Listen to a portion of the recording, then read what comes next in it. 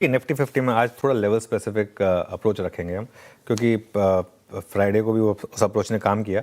तो पहली रेजिस्टेंस रहेगी आपकी 24,450 से 24,500 की, और गिफ्ट निफ्टी के हिसाब से हम शायद वहीं खुलेंगे। 24,500 पर मैसिव कॉल राइटिंग है, और 24,500 इतनी आसानी से क्रॉस नहीं होगा, उसमें थोड़ा समय लग जाता है, बड़ा साइकोलॉजिकल लेवल है। अगर वो क्रॉस हो गया, उसके ऊपर आप टिक गए, तो 24,750 से 24,800 जो इस रैली में वैसे भी मेरा टारगेट रहा है, आपको याद होगा 24,800 वॉर रिलेटेड जो हमारा टारगेट था वो 24,800 तक का था। अब एक अच्छी चीज़ ये होगी, अब थोड़ा सा आपको अर्निंग्स का भी सहारा मिल रहा है, तो हो सकता है मार्केट वहाँ भी ना रुके। अगर अर्निंग्स अच्छी आती रही तो सपोर्ट कहाँ मिलेगा, वो ज़्यादा ज़रूरी है। पहला सपोर्ट रहेगा आपका 24,200 से 24,250 का, पुट राइटर्स का बेस है ये। और बड़ा सपोर्ट रहेगा जो आपका पिछले 2-3 दिनों का लो रहा है 24,000 से 24,050, मतलब उसके जस्ट नीचे। अप्रोच क्या रहेगी, देखिए क्योंकि गैप अप हो रहा है तो पहले हम हायर लेवल वाली अप्रोच पे काम करेंगे। 24,450 से 24,500 अगर ये रिजेक्ट हो और दिखाए मार्केट की उसके ऊपर टिकने को तैयार नहीं है मार्केट, तो एक सेल ट्रेड होगी 24,550 के स्टॉप के साथ। इसमें आपको टेलविंड मिलेगी ग्लोबल मार्केट की, अगर ये डेवलपमेंट्स वगैरह उस हिसाब से होती रही तो। इशू क्या रहेगा, एक भी स्टेटमेंट अगर आ गई ना कि ईरान मान गया आने के लिए, तो मार्केट वापस ऊपर उछल के आ जाएगा। ठीक है, या तो फिर आप 24,550 के ऊपर थोड़ा टाइम स्पेंड कर दें, 15 मिनट से आधा घंटा।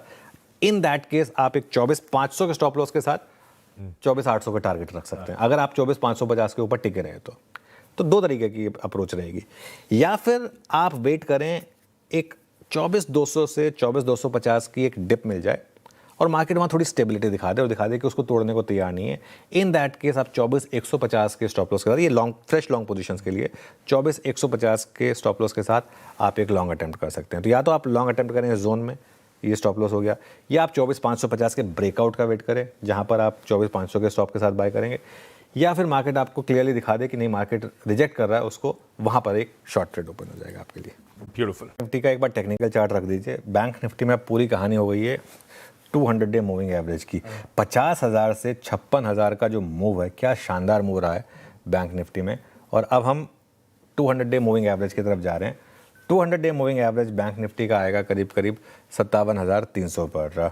और रखिए जरा एक बार टेक्निकल चार्ट, ताकि लोगों को दिखाई दे सके जो लेवल की मैं बात कह रहा हूँ। और 56,800 से लेके 57,200, ये देखिए, ये बैंक निफ्टी का 200 डे मूविंग एवरेज। हमने एक डेथ क्रॉसओवर की बात की थी कि या तो वो नेगेट होगा या फिर बैंक निफ्टी में बड़ी गिरावट आएगी। तो अगले 2-3 दिन बैंक निफ्टी के लिए काफ़ी उस हिसाब से टेस्ट रहने वाले हैं।